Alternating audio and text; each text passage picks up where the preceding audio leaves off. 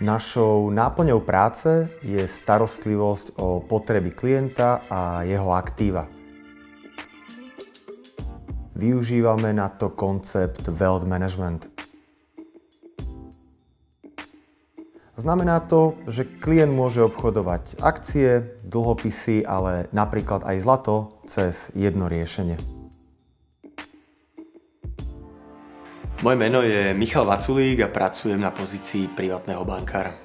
V rámci náplne mojej práce je aj účasť na rôznych eventoch, ktoré pripravujeme pre klientov. Mnoho ľudí si myslí, že práve takáto účasť privátneho bankára na eventoch je veľmi zábavná a jednoduchá.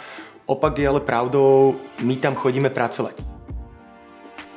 Môj štandardný deň vyzerá tak, že chodievam častokrát ráno cvičiť, ak nejdem cvičiť ráno, chodievam večer.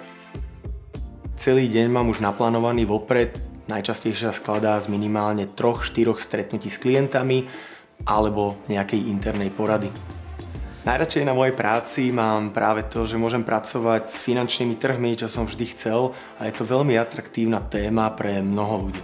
Veľmi náročné na tejto práci je práve to, že musíš klientom komunikovať veľmi zložité situácie. Niekedy je to pokles portfólia, niekedy je to nejaká zlá interná informácia, že nebol schválený úver.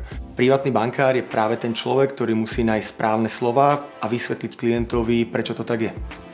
Vhodný človek na prácu privátneho bankára by mal hlavne veľmi rád komunikovať s ľuďmi.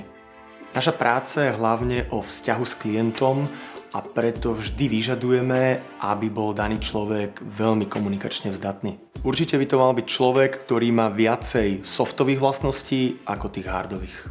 Takisto by mal mať znalosť finančných trhov.